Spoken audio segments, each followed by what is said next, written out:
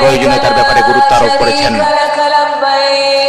এক্ষেত্রে আলাদা গুরুত্ব দেওয়ার ব্যাপারে সকল শরীয়ত এবং সকলেই একমত।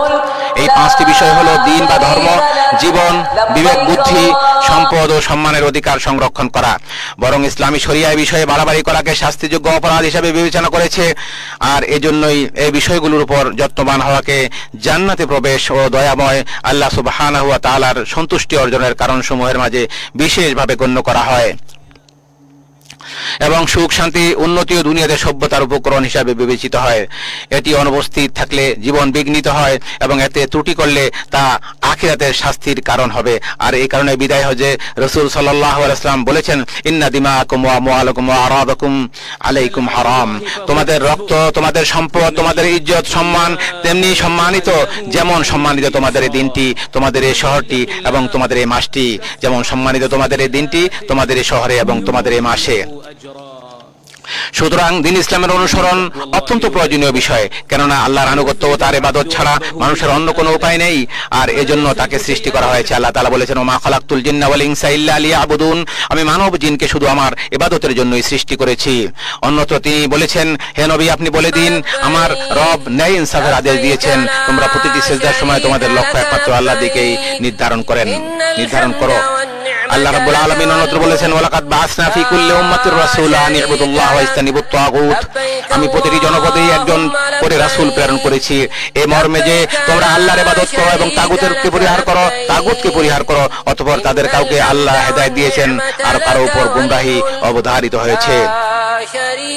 আল্লাহ তাআলা মানুষের প্রাণ রক্ষা করাকে অপরিহার্য করেছেন এবং রক্তপাতের বিষয়ে সীমা লঙ্ঘনকে নিষিদ্ধ করে বলেছেন, ওয়ালা তাকতুলুন নাফসাল্লাতী হারামাল্লাহু ইল্লা বিল হক, তোমরা অন্যায়ভাবে কাউকে হত্যা করো না।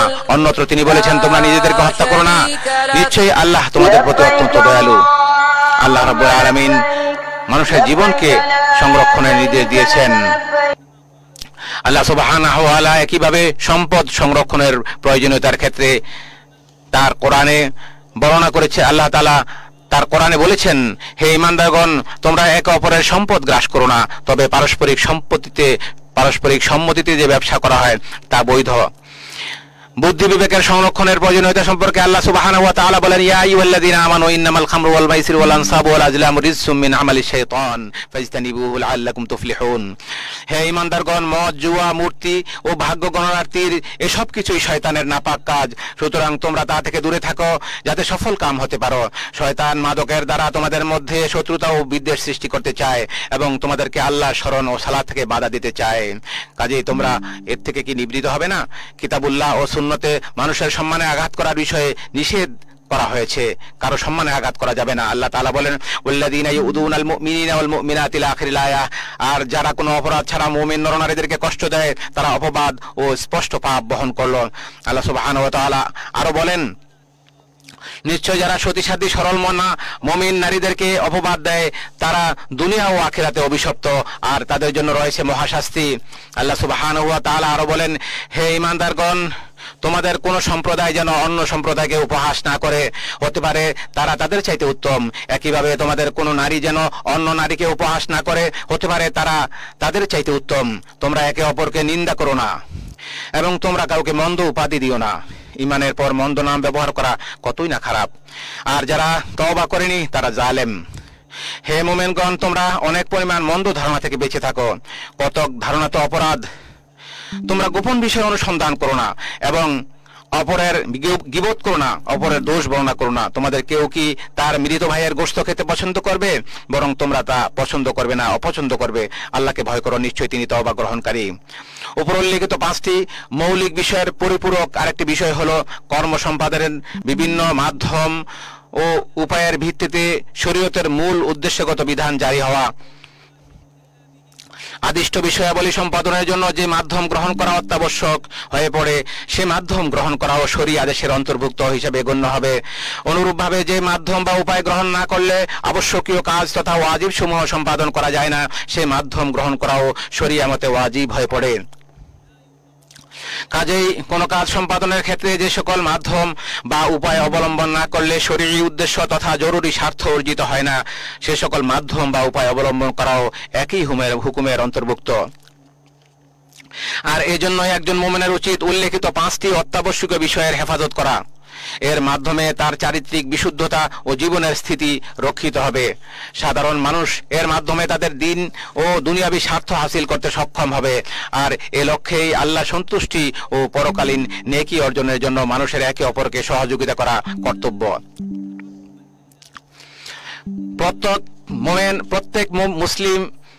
প্রত্যেক মুসলিমের দায়িত্ব হলো 5টি মৌলিক বিষয়ের সংরক্ষণের লক্ষ্যে শরীয়তের লক্ষ্য উদ্দেশ্য অর্জনের পথে নেতিবাচক প্রভাব সৃষ্টিকারীদের ব্যাপারে সতর্ক থাকা। আমাদের সবাইকে নিজ নিজ সক্ষমতা, পেশা, অর্পিত দায়িত্বের আলোকে এর জন্য কাজ করে যেতে হবে।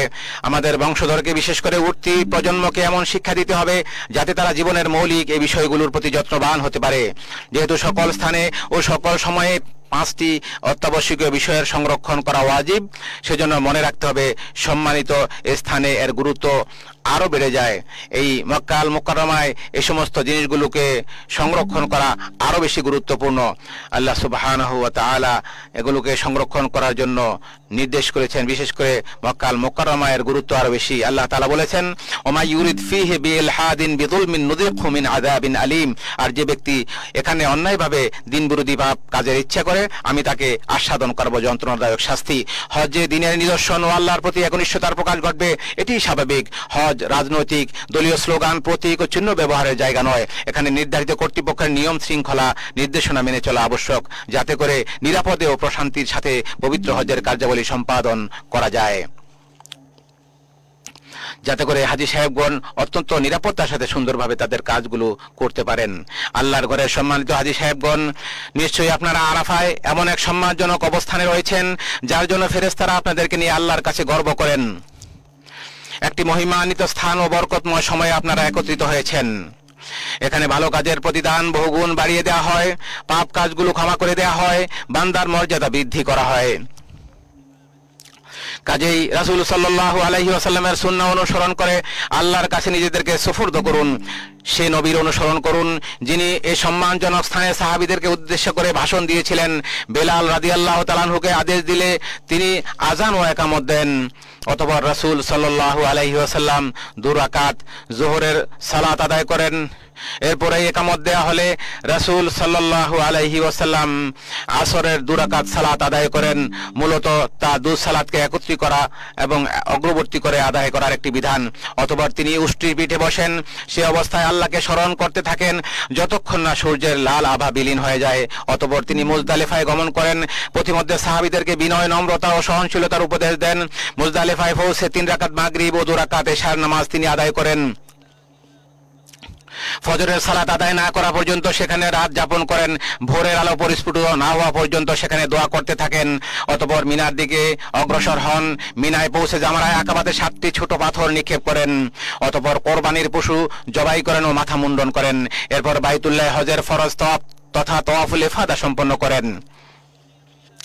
তাওয়াফ শেষ করে রাসূল সাল্লাল্লাহু আলাইহি ওয়াসাল্লাম মিনায় ফিরে আসেন। তাশরিকের দিনগুলোতে সেখানে অধিক পরিমাণে তাকবীর, তাহলিল ও তাহমিদের মাধ্যমে আল্লাহর জিকির করার মধ্য দিয়ে অবস্থান করেন। প্রতিদিন দ্বিপ্রহরের পর 3টি জামরায় তিনি পাথর নিক্ষেপ করেছেন। ছোট ও মধ্যম জামরাতে পাথর মেরে আল্লাহর কাছে তিনি দোয়া করেছেন। আর অক্ষম ও অপারগদের জন্য মিনায় অবস্থান করার ক্ষেত্রে ছাড় দেওয়া হয়েছে। রাসূলের সুন্নাহ হলো 13তম দিবস পর্যন্ত মিনায় অবস্থান করা, এটি উত্তম। যদিও 12তম দিবসে মিনা ত্যাগের অনুমতি রয়েছে, তবে 13তম দিন পর্যন্ত থাকা সুন্নাহ। হজের যাবতীয় কার্যাবলী সমাপ্ত হওয়ার পর মদিনায় ফিরে যাওয়ার মনস্থ করলে রাসূল সাল্লাল্লাহু আলাইহি ওয়াসাল্লাম পবিত্র কাবা করে বিদায়ী তওয়াফ সম্পন্ন করেন। আল্লাহর ঘরের মেহমান সম্মানিত হাজী সাহেবগণ, রাসূল সাল্লাল্লাহু আলাইহি ওয়াসাল্লাম সিয়াম পালন না করেই আরাফাতের ময়দানে অবস্থান করেছেন, যাতে আল্লাহকে বেশি বেশি করে স্মরণ করার ক্ষেত্রে তা সহায়ক হয়। তিনি আরাফাতের সময়টুকু আল্লাহর অধিক পরিমাণে স্মরণ, আল্লাহর জিকির ও তার কাছে বেশি বেশি চাওয়ার মাধ্যমে, দোয়ার মাধ্যমে অতিবাহিত করেছেন। সুতরাং আপনারা রাসূল সাল্লাল্লাহু আলাইহি ওয়াসাল্লামকে অনুসরণ করুন।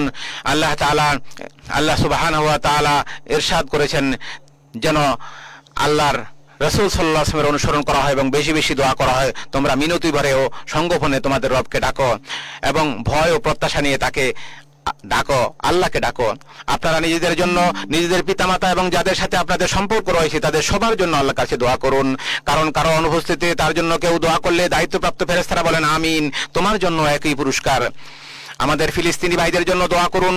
দুঃখ দুর্দশায় তারা নিপতিত, শত্রুদের আঘাতে তাদের রক্ত ঝরছে, তাদের ঘরবাড়ি ও ভূখণ্ড শত্রুদের ধ্বংসযজ্ঞের শিকার হচ্ছে।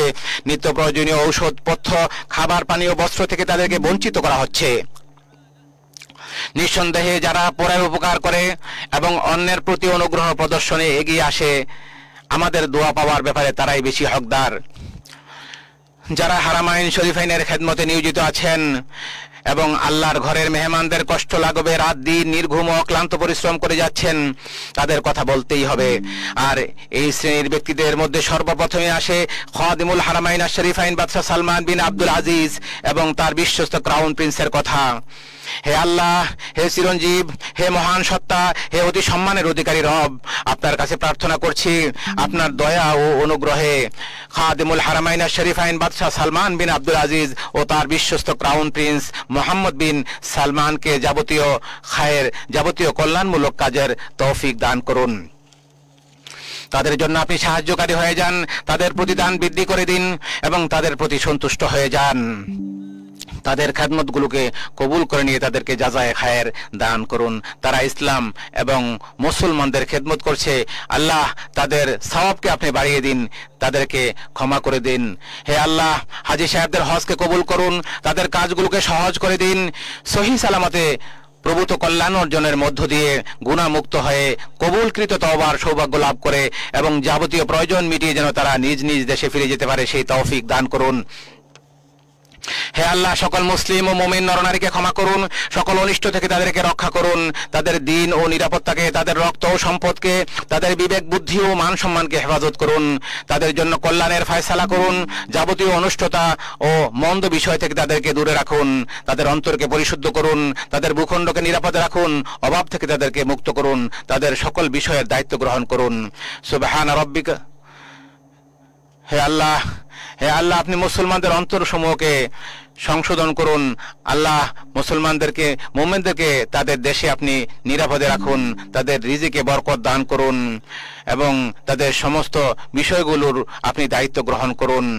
সুবহান রাব্বিকা রাব্বিল ইজ্জাতি আম্মা ইয়াসিফুন ওয়া সালামুন আলাল মুরসালিন ওয়াল হামদুলিল্লাহি রাব্বিল আলামিন।